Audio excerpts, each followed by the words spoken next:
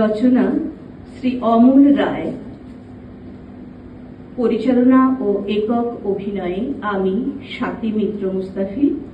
আমার সঙ্গে আবহে আছেন শ্রী প্রদীপ ঘোষ।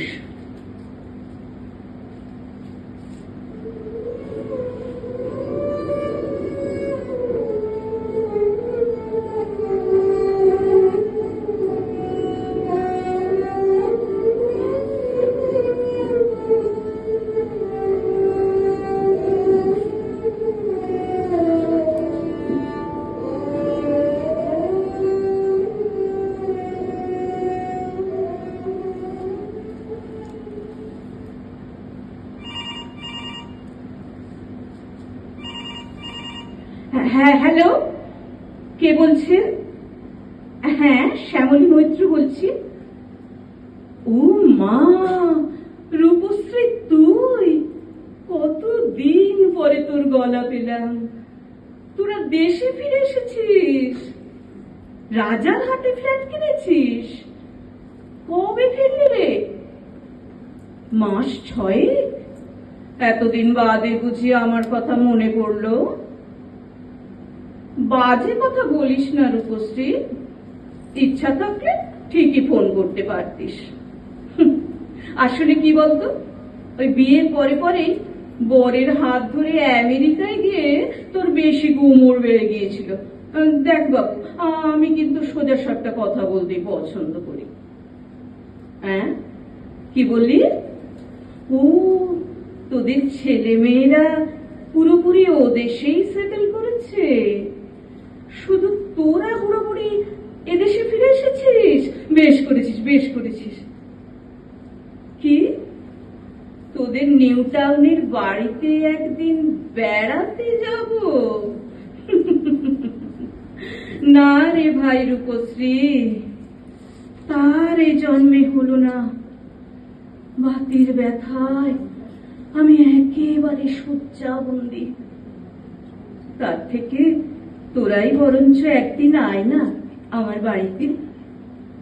হ্যাঁ, কি বললি? ও, তোর একটা ফোন আসছে। আচ্ছা আচ্ছা, রাখছি রাখছি, রেখে দিচ্ছি রে, রেখে দিচ্ছি। হ্যাঁ হ্যাঁ, একবার কল্পনাকে ফোন করে দেখি তো বাড়ি আছে কিনা। ওর নাম্বারটা, হ্যাঁ হ্যাঁ, 98381001।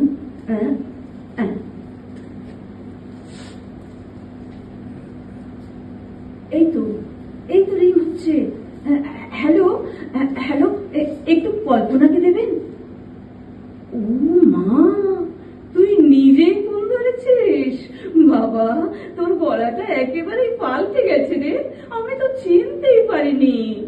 আমি Shyamali Ray, Shyamali Maitra, Bethune 80 batch, philosophy. হ্যাঁ হ্যাঁ হ্যাঁ হ্যাঁ হ্যাঁ, যাক বাবা, চিনতে পেরেছিস তাহলে। আমি তো ভাবলাম তুই আমাকে ভুলেই মেরে দিয়েছিস। অবশ্য তোর ঘর ভরন্ত সংসার, 2 ছেলে 1 মেয়ে, 2 বৌমা, 1 জামাই, 4 নাতি নাতনি। তোর নিঃশ্বাস ফেলবার ফুরসত কই? আর আমার এদিকে দেখ, অফুরন্ত অবসর। ভাইদের সংসারে পড়ে আছি। না, তার জন্য অবশ্য আমার কোনো আক্ষেপ নেই। ওরা এই বুড়িকে খুব যত্ন করে। হ্যাঁ হ্যাঁ, তুই তো জানিস, ভাইদের মানুষ করতে গিয়ে আমার আর ঘর বসানো হলো না। না, তার জন্যে আমার কোনো দুঃখ নেই। ছোট ভাই আর তার বউ এই বুড়িকে খুব সেবা করে। বড় ভাইও রোজ খোঁজ খবর নেয়, তার ছেলে মেয়েরাও আসে। হ্যাঁ, কি বলছিস? ও, তোর ছোট নাতি কাঁদছে, তাকে কোলে নিতে হবে। আচ্ছা আচ্ছা আচ্ছা, হ্যাঁ হ্যাঁ হ্যাঁ হ্যাঁ, রেখে দে, রেখে দে, রেখে দে, রেখে দে। হ্যাঁ হ্যাঁ, কল্পনাটা ঠিক আগের মতোই হিংসুটে রয়ে গেল। যেই আমার সুখের কথা শুনলো, অমনি ফোনটা কেটে দিল। এই যদি আমি ভাইদের অচ্ছেদ্যা অবহেলা নিয়ে কাঁদুনি গাইতাম, তাহলে 2 ঘন্টা আমার সঙ্গে বক বক করত।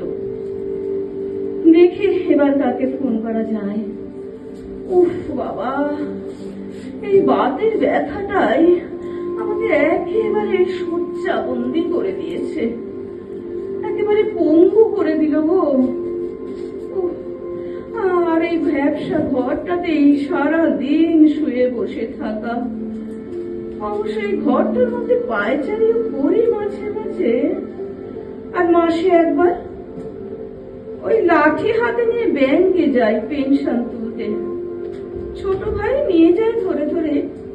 হ্যাঁ, বেশিরভাগ টাকাটা আমি ওর হাতেই তুলে দিই, আর বাকিটা বড় বৌদি এসে নিয়ে যায়। ওদেরও তো দরকার না, নিজের কাছে আমি কিচ্ছু রাখি না। আমার কি দরকার, আমার ভাইরাই তো সব আমার দেখাশোনা করছে। তবে এই পাড়ার লোকগুলো হারামজাদা।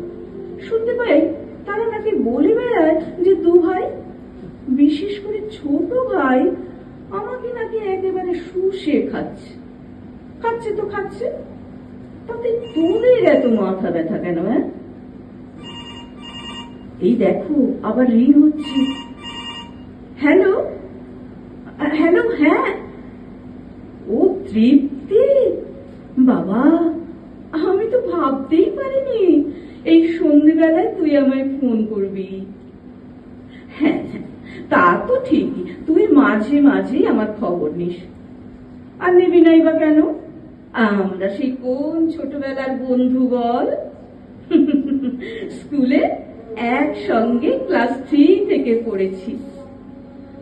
আচ্ছা আচ্ছা তৃপ্তি, স্কুলের পাশে সেই মাঠটা, সবুজ গাছগুলো, যেখানে টিফিনের সময় আমরা সবাই খেলা করতে যেতাম রে, সেগুলো সব আছে? নেই? প্রমোটারেরা সব ওখানে ফ্ল্যাট বানিয়ে ফেলেছে, গাছগুলো কেটে ফেলেছে, আর সেই টলটলে জলের পুকুরটা, ওটাও বুঝিয়ে ফ্ল্যাট হয়ে গেছে। না না, আমি আর কি করে জানবো বল, আমার তো এই ঘরে বসেই দিন কেটে যায়। কতগুলো বছর এই ঘরেই বন্দি রয়েছি। হ্যাঁ হ্যাঁ, তুই তো সবই জানিস, এই ভাইদের সংসারেই পড়ে আছি আজ কতগুলো বছর হয়ে গেল। পিঠটা প্রায় ধনুকের মতো বেঁকে গেছে রে, চলতে ফিরতে পারি না। হ্যাঁ, কি বললি? আসছে পরশুদিন তোর নাতির জন্মদিন, দুপুর বেলায় খাওয়া দাওয়া, আমাকে যেতে হবে? না রে ভাই না, এই তো আমাকে মুশকিলে ফেলে দিলি। বাতের ব্যথায় আমি একেবারে পঙ্গুরে, কোথাও যেতে পারি না। এই ঘরের মধ্যেই যা একটু পায়চারি করি, তাও লাঠি নিয়ে।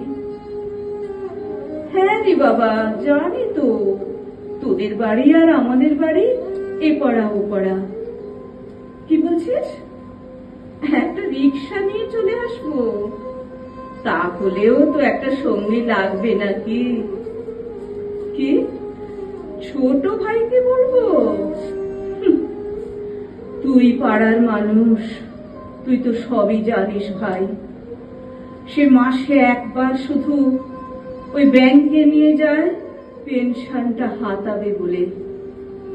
তাছাড়া সে বা তার বউ সারা দিনে একবারও এই বুড়ির খোঁজ নেয় না। অথচ এই 3 তলা বাড়ি তৈরি হয়েছে আমারই টাকায়। কিন্তু সেই বাড়ির সব থেকে পেছন দিকে ছোট দম বন্ধ করা ঘরটাতে আমাকে ফেলে রেখেছে। সকালে বাসি রুটি আর একটুখানি চা, দুপুরে ভাত আমি তেলতেলে জলের মতো ডালের সাথে একটু কচু খেচুর ঘ্যাট, আর রাত্রিরে 3খানা রুটি আর একটু তরকারি, এই আমার বরাদ্দ। তাও ওই কাজের মেয়েটাই এসে দিয়ে যায়। তুই তো সবই জানিস তৃপ্তি, বাবার যখন টিবি হলো তখন চাকরি ছেড়ে দেবার পর আমি টিউশনি করে এই সংসার টেনেছি। তারপর যখন সরকারি চাকরি পেলাম তখন সেই টাকায় ভাইদের পড়িয়েছি, মানুষ করেছি। এই সব করতে করতে আমার নিজেরই যে কবে বিয়ের সময় পেরিয়ে গেল তা আমি নিজেই জানি না। হেমন্ত আমায় বলেছিল যে শ্যামলী, তোমার ভাইরা কিন্তু তোমায় ছিপড়ে করে ফেলবে, তার থেকে বেরিয়ে এসো আমার হাত ধরে ওই বাড়ি ছেড়ে। কিন্তু আমি পারিনি রে, আমি পারিনি। স্বার্থপরের মতো এই সংসারটাকে ভাসিয়ে দিয়ে নিজের সংসার পাততে যেতে আমি পারিনি।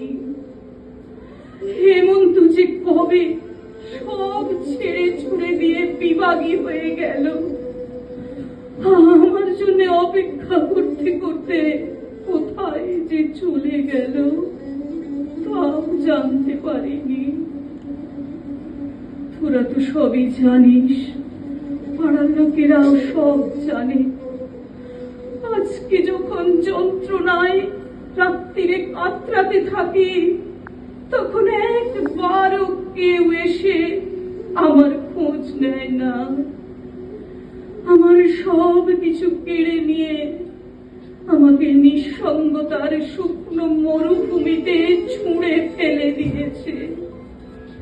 আমি জানি এইভাবে একা থাকতে থাকতে একদিন মরে পড়ে থাকবো। তুই জানিস, পাড়ার লোকেরাও জানে আমার ভাইদের মতো স্বার্থপর লোভী আর কেউ নেই। আমার স্বার্থ ত্যাগের কোনো মূল্য দিয়েছে এই সংসার? কোনো মূল্য দেয়নি, কোনো মূল্য। হ্যালো হ্যালো তৃপ্তি, কিরে ফোন রেখে দিলি?